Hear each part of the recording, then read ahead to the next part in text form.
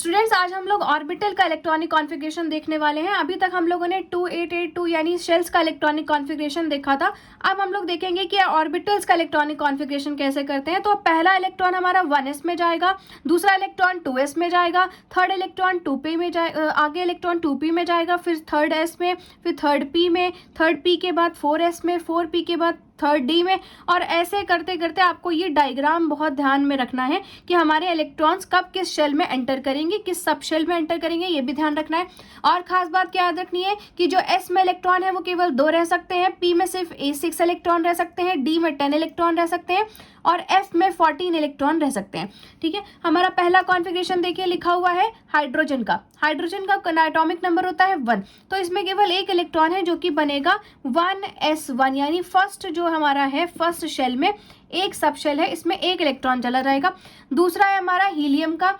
Helium में देखिए हमारे पास एटॉमिक नंबर है 2।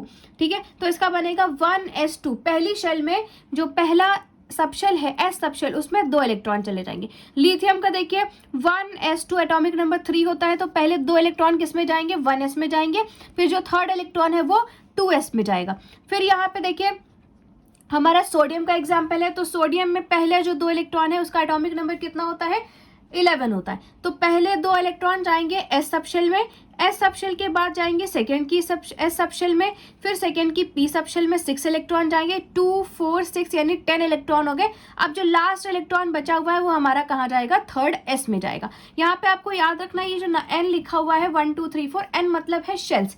ठीक है, अब दूसरा कॉन्फ़िगरेशन देखते हैं हम लोग। नेक्स्ट हम लोग देखेंगे मैग्नीशियम का। मैग्नीशियम में देखिए मैग्नीशियम का 12 होता है एटॉमिक नंबर, तो इसका कॉन्फ़िगरेशन क्या बन जाएगा, पहली जो 1s है उसमें 2 इलेक्ट्रॉन चले गए।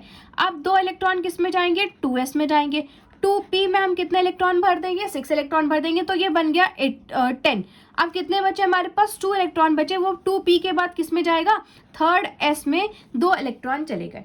ठीक है, अब हम लोग एक इंपॉर्टेंट कॉन्फ़िगरेशन करेंगे एल्युमिनियम का, जो कि बहुत यूज होता है।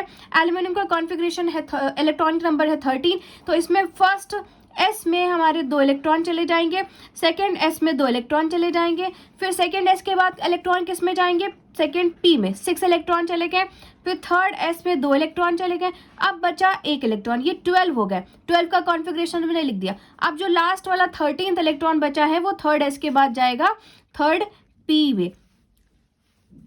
अब हम लोग इंपॉर्टेंट कॉन्फ़िगरेशन देखेंगे जिसमें 4s का इस्तेमाल होता है थर्ड डी से पहले। ठीक है बच्चों, तो यहाँ पे आपको याद रखना है कि हम लोग को एग्जाम्पल लेना है। पहले हम लोग फॉस्फोरस का एग्जाम्पल देख लेते हैं 15। इसका बनेगा 1s2, 2s2, 2p6, 3s2, 3p3। ठीक है बच्चों, यहाँ पे P की थर्ड, अभी हम लोग P में 3 इलेक्ट्रॉन भरे हैं हम लोगों ने सिर्फ। अभी जब हम लोग P में 6 इलेक्ट्रॉन भर लेंगे तो पहुंचेंगे हम लोग किस पे, पोटेशियम पे। पोटेशियम के बाद हमारा कॉन्फ़िगरेशन जो एटॉमिक नंबर है वो है 19। इसका कॉन्फ़िगरेशन बनेगा 1s2, फिर इलेक्ट्रॉन कहाँ जाएंगे, 2s2, फिर इलेक्ट्रॉन कहाँ जाएंगे, 2p6 में, फिर जाएंगे 3s2 में, फिर जाएंगे यहाँ पे कितने इलेक्ट्रॉन हो गए, 10 और 2 12, फिर जाएंगे 3p6 में, 12 और 6 18। अब जो लास्ट हमारा इलेक्ट्रॉन बचा वो 3p के बाद जाएगा 4s में, यानी 4s1। ठीक है, अब 4s के जब तक 2 इलेक्ट्रॉन नहीं भर जाते तब हम लोग कहाँ पहुंचेंगे, जब 2 इलेक्ट्रॉन भर जाएंगे तब हम लोग थर्ड की डी में पहुंच जाएंगे। थर्ड की डी के बाद हम लोग फोर्थ पी में पहुंचेंगे, फोर्थ पी के बाद 5s में पहुंचेंगे।